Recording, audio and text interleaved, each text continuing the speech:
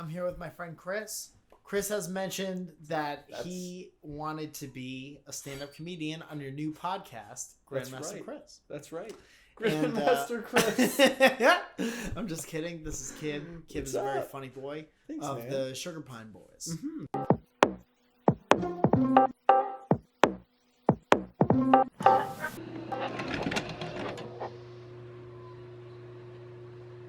You mentioned that you wanted to do a thing that I've been doing for a little while now. Mm-hmm. I am in no way an expert in that thing, but I figured if I could help you in any way, even accidentally, and we film it, maybe somebody else will also find you. So helpful. So, Mike, as you've heard, I think we got time for one more.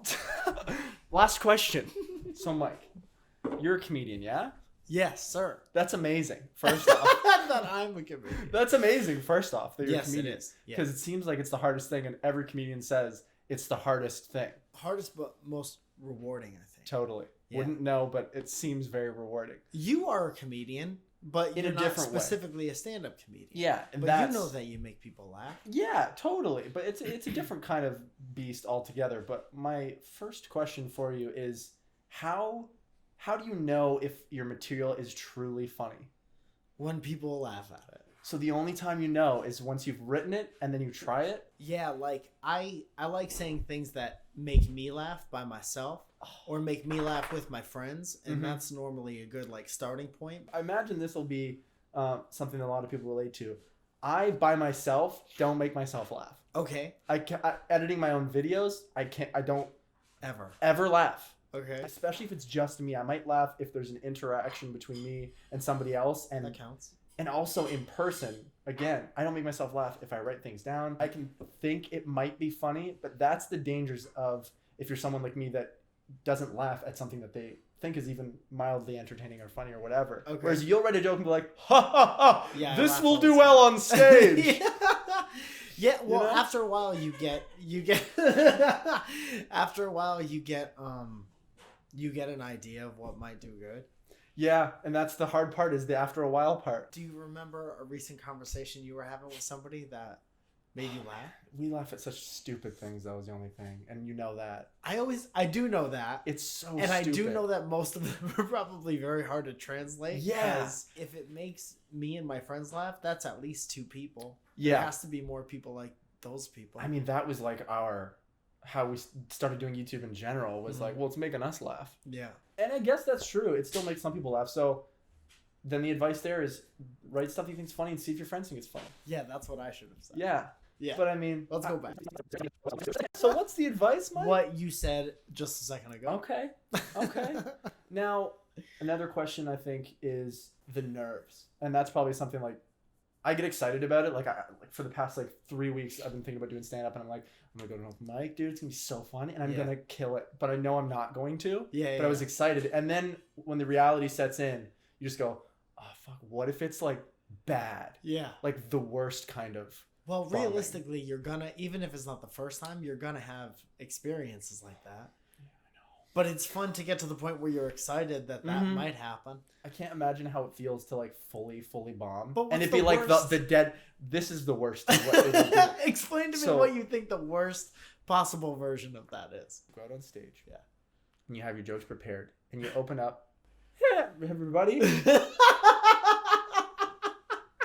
Already off to a terrible start. Just do it on purpose. And then the jokes just don't fly. You say a joke. And then dude, I imagine the transition is probably the worst from a joke that made no one laugh. Yeah. Your first joke, to nothing. Another one that does that as well. All right.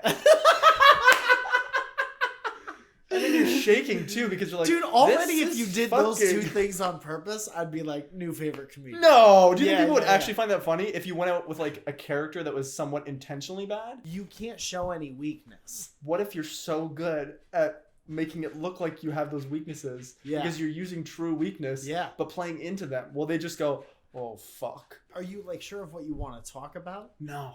Okay, so well, actually, yes. I think for me it's going to be formatting a story in a way that has jokes going through it and embellishing it. Well, that comes from doing it a bunch of times. I see. And recording it, every single time, and then you listen for when people are laughing or when people are definitely not laughing, and then you go through and you tweak it to elevate the laughing. I imagine then taking that even a step further. Yeah. If nothing works the whole time, Yeah. then you go, tough crowd. Maybe I'll try that again somewhere else. You say that out loud, though? Well, tough crowd. Dude, I went to, I told you this like a couple times probably, but I went to it was half stand-up, half musicians singing, which is the worst combination of things of all time. People bearing their soul, and then people eating people's souls live on stage. Sure. But there was one comedian that bombed as bad as I'm imagining. So I vividly have this live feeling of this guy getting 0 laughs and being so self-conscious too. Oh no. Like, and then he went, fuck it. like very mad, and said, fuck this. He was mad at everyone. Yeah. Because they didn't laugh. Yeah. And that's the worst it can be. Well, you saw it happen to that guy. I know. He's probably fine. You have experience being wacky and being confident in your wackiness. Mm-hmm. It's just I think it's just a matter of doing it and then being used to the new weird thing that's happening. What do you think about having it like being Thanks a for character? coming over, by the way. Of course, yeah. It's nice sitting so far away from each other too. I wanted to make it look good and not be uncomfortable. So in every camera except for that one, it seems like we're actually pretty close and we're just like talking like this. Yeah. But there's the true distance. That's Hollywood, baby. What do you think about having a character? Because I find for me it's much easier to just be someone else, like a character that you create or like a persona. Sure. Like my Kib character on Trigger Mind 7 is like a far stupider. Kib, you said. Yeah. Okay. Kib. Just remember this time, motherfucker. Okay, remember that. Okay. But yeah, is that something that people will believe? Or the way I always understood it is there's a couple different like types of stand-up, and you could totally be a character, or it's what is eventually going to be your point of view or your voice. That's the thing that takes like 10, 15 years to get or whatever. Steve Martin has a thing in his masterclass where he talks about, is me talking about what Steve Martin says in his masterclass like copyright infringement? I don't think it's copywritten, but it's funny. Here's what I learned from Steve Martin. From Steve Martin's masterclass, and you're rolling just a piece of like a booger or something. Yeah, let me learned. Save you $180. At some point in his career, he got rid of any jokes that sounded like they could have been written by somebody else, and he made all of his material about him.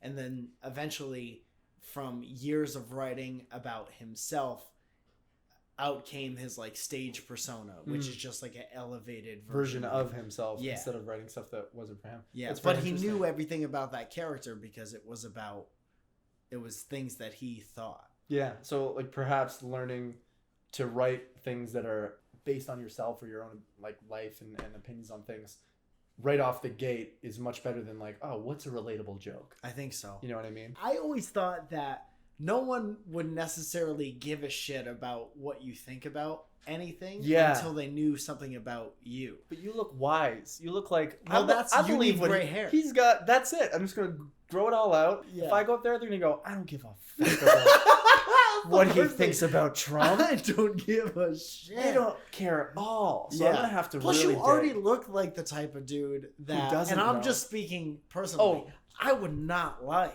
For sure. Just like looks alone. And like, then fuck. Not only that, you go up and feel my energy and you're like, he wants this too much.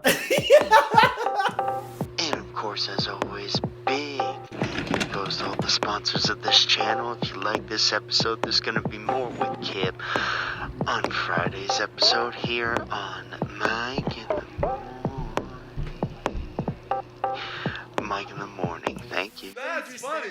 I hope they do stand-up. I fucking hope I do too, man. Yeah, let's cut to Kib doing stand-up. We still recording? You still recording? Cool, man. You gonna go? Yeah, I'll head out. Nice. You gonna leave? See you guys.